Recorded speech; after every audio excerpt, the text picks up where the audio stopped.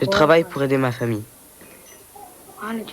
J'étais au cours élémentaire quand mon père est mort. Je me lève à 7 heures, je me lave. Je travaille de 8 heures du matin à 6h30 du soir.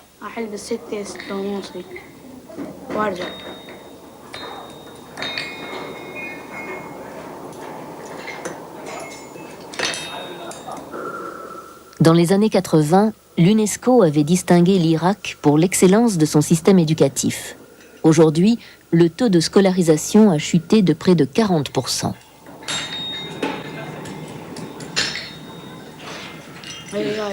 À cause du marteau, j'ai mal au dos et aux épaules. Je travaille du matin au soir. Je ne suis plus un enfant. J'ai l'impression d'être un adulte.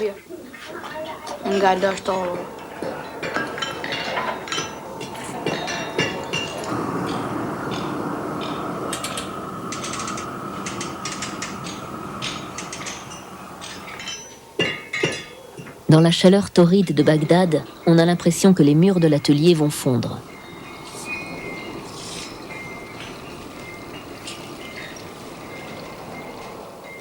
L'odeur pestilentielle qui monte des égouts à ciel ouvert est insupportable.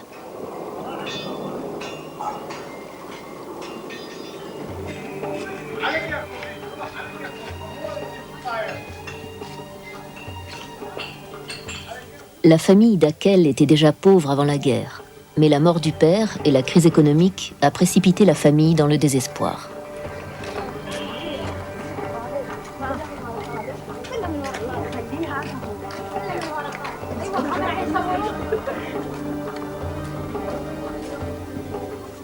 Ils vivent dans une seule pièce. Son maigre salaire est la seule ressource pour sa mère et ses 6 frères et sœurs.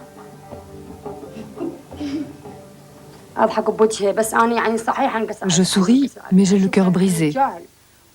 Il n'est encore qu'un enfant en âge d'aller à l'école. Mais qui va m'aider? Personne, sauf Dieu et ce garçon. Quand je me couche, je songe à son avenir. J'aimerais qu'il aille à l'école et qu'il devienne fonctionnaire. Je suis triste quand je vois mes amis aller à l'école. Je me demande pourquoi ils ont le droit d'aller à l'école et pas moi. Il leur faudrait des vêtements, des sacs d'école. Je n'en ai pas les moyens. Les Américains, qu'ont fait ces enfants pour mériter cela? Je ne peux pas parler librement. C'est Bush qui cause des malheurs à nos enfants. Si le pays était attaqué, est-ce que vous accepteriez que vos enfants aillent se battre? Je les encouragerais à se battre. Moi aussi, je me battrais. C'est notre pays. Tout le monde se battra. Tout le monde.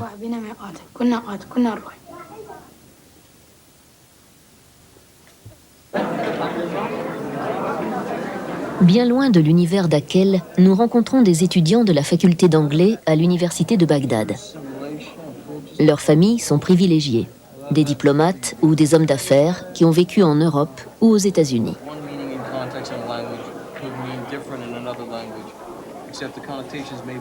Oudaï et Ali suivent des études de 3e cycle. Leurs études les dispensent du service militaire pour le moment.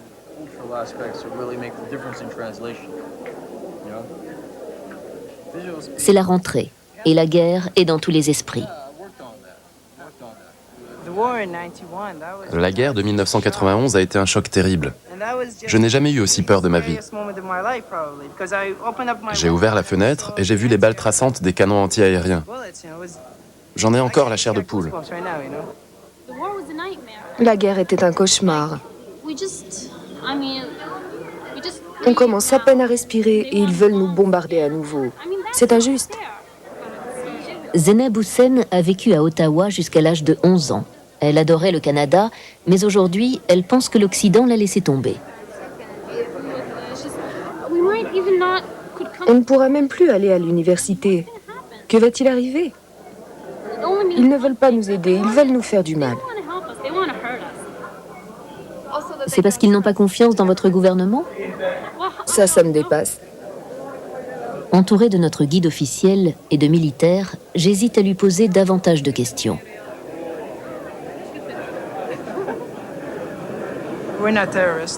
Nous ne sommes pas des terroristes. On entend que ça aujourd'hui.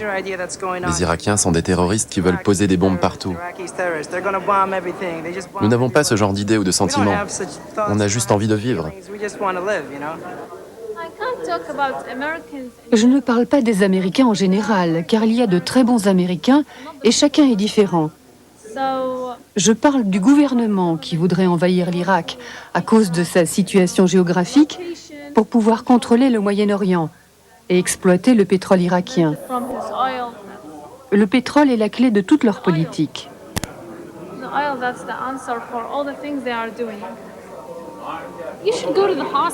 Vous devriez aller visiter les hôpitaux. Il manque de médicaments pour tout. Vous devriez voir combien les enfants souffrent. C'est à en faire pleurer les pierres.